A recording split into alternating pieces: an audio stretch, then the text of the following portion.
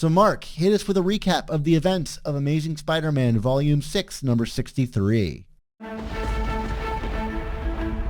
All right, Dan, I have a beer with this podcast again, which means that I actually understand what this happened in this issue, or at least most of it. So let me hit you with the recap. Okay, we open in Forest Hill, Queens, but in the past, Uncle Ben is teaching young Peter to ride a bike.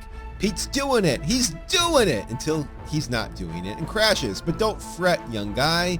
You have to stick with things and never give up.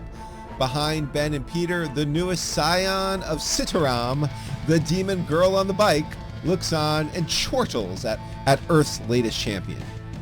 Then we're whisked back to present day, and Shay and Randy are frozen in time while Peter stares down the scion. He asks if they can have their showdown later, but off they go, with Peter tethered to the scion, who mocks Peter again for calling out his spells. The scion introduces herself as Sirius, and apparently she represents the inevitability of time, like the inevitability of a Nick Lowe comic. She takes Peter back to the night Uncle Ben is murdered, and of course, Peter can't do anything to stop history from repeating itself. That's when Sirius lets him know that if he is going to defeat her, he will have to surprise her, and they're going to revisit all of his pain. So we start playing the floating head of Guilt Greatest Hits, Gwen Stacy and the Goblin, the symbiote finding Eddie Brock after getting rejected by Peter, yada yada.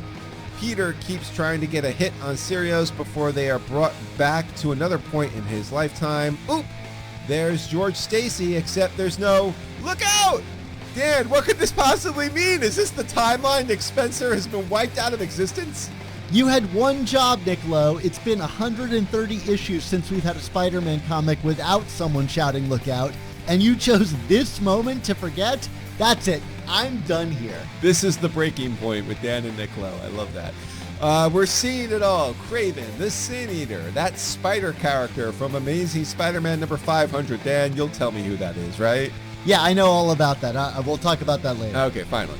Well, we're back to the TV studio from Amazing Fantasy 15. Trust me, I own this copy, and the burglar is flying by. Dan, do you remember this moment? I don't know. You don't own the copy, so it's easy to forget these moments, right? Peter wants not totally foreign to me. Peter wants to know if Sirius is the inevitability of time. Shouldn't she know who wins their fight?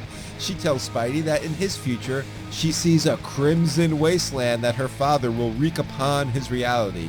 And Peter asks her to show him. I mean, that's a good request. She keeps trash-talking Peter until another Spider-Man appears and punches Sirius out.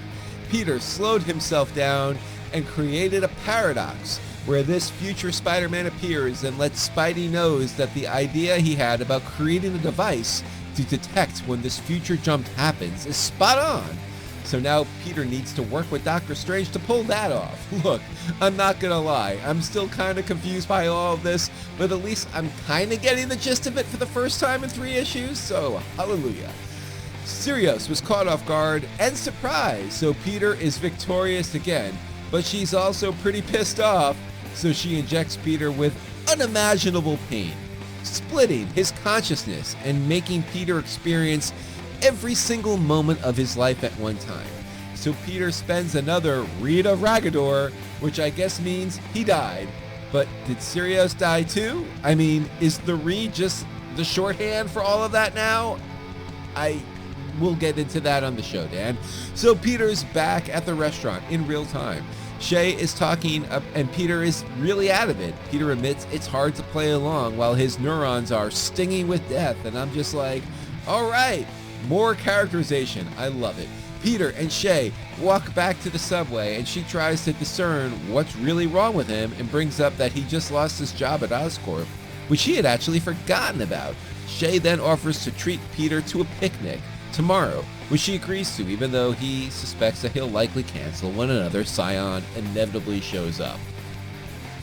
On the way back home, Peter bumps into a very mad Aunt May. She's planning stuff for Feast, and Peter was supposed to ask Norman for a donation, and Peter is just failing the blueberry pie test at every turn. Peter is just frustrated by how much he's failing people right now, so he takes off in his new Spidey suit and sees Felicia. Peter apologizes for being a bad friend. He's been so caught up in his problems and he hasn't asked her about how her life is going. Turns out she's single again. Felicia asks how the champion thing is going, and when Peter says badly, she advises him to find his joy. Peter appreciates the pep talk, even though he takes the tiara crown back that Felicia was stealing, or tiara or crown, or whatever. She thinks there's a difference. I don't see a difference. I'm like Peter, Dan. Whatever. Anyway, Peter goes off to have his picnic with Shay, where, in response to Peter's doubts about his life, she tells him a story about one of the hardest days of her job at Ravencroft. Meanwhile, the Scions, Calix and Syrah, look on, and Syrah wants to study Peter some more since, despite his obvious weaknesses, he has already defeated 3 Scions. We have a coda in Alaska where Juggernaut and other ex-characters are playing video games. That's when Juggernaut cryptically says he has things to prepare for. It looks like there may be some Juggernaut stopping in Spidey's future, and that's where we end this issue, Dan.